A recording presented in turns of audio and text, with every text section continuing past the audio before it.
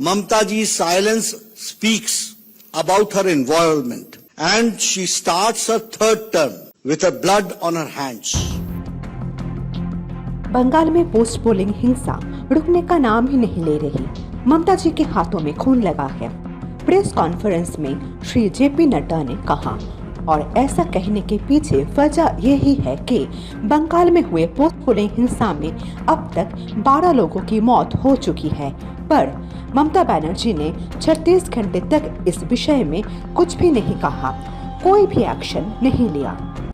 जिस तरीके से नरसंहार हुआ है, जिस तरीके से ब्रूटल किलिंग्स हुई हैं, और जिस तरीके से ममता जी चुप रही हैं, पूरे 36 घंटे 36 hours acting care taking chief minister चुप रहे, यह बताता है उनकी इन्वॉल्वमेंट का। Mamata ji silence speaks about her involvement, and she starts her third term with her blood on her hands. वह अपनी तीसरी टर्म की शुरुआत उनके हाथ में लगे हुए सने हुए खून के साथ प्रारंभ होती है। ये मेरा चार्ज है। बंगाल में बीजेपी समर्थकों पर हो रहे अत्याचारों के विरोध करते हुए ओडिशा में बीजेपी के समर्थक धरने पे बैठे। पंजाब, तमिलनाडु, राजस्थान, महाराष्ट्र और जम्मू कश्मीर में भी दिन भर एक ही चित्र देखने को मिला।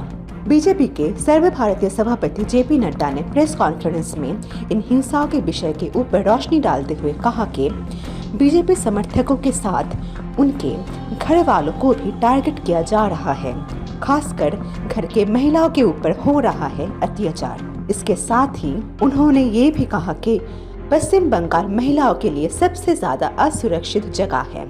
The TMC workers have targeted the BJP grassroots level workers. Ground में काम करने वाले वर्कर्स को अटैक किया गया है। और दूसरा जो फीचर हमको ध्यान में आता है कि उनके परिवारों को अटैक किया गया है, उनके परिवारों को अटैक किया गया है। Their families have been attacked, and especially the target has been women. महिलाएं टारगेट बनी हैं, और टारगेट में महिलाओं का मोलेस्टेशन एंड रेप केसेस ये सामने उभर करके आया है। इसीलिए जब चुनाव के प्रचार में हम बोलते थे कि महिलाएं सबसे ज्यादा अनसेफ हैं वेस्ट बंगाल में, तो मैं सच था।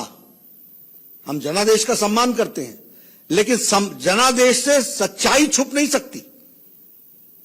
women have been molested and rape cases have taken place, और उसके साथ साथ लूट की घटना भी हम लोगों को देखने को मिली है। पहले अटैक, टारगेट, फिर फैमिली पर अटैक, फिर विमेन पर अटैक, और विमेन पर अटैक के पश्चात फिर लूट, यह हमको देखने को मिलता है।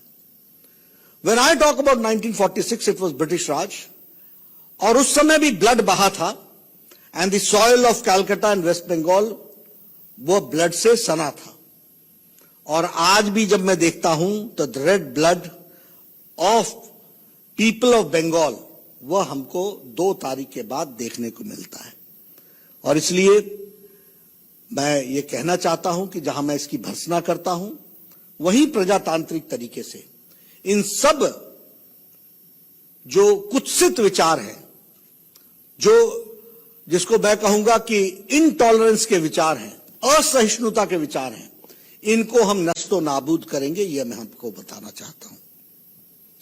अब देश भर हुए प्रोटेस्ट के बाद और इस प्रेस कॉन्फ्रेंस के बाद पश्चिम बंगाल के परिस्थिति में कुछ सुधार आता है या नहीं, इसके ऊपर हमारी नजर रहेगी। ऐसे ही और खबरों के लिए नजर बनाए रखें इंडिया जय हिंद पर। नमस्कार।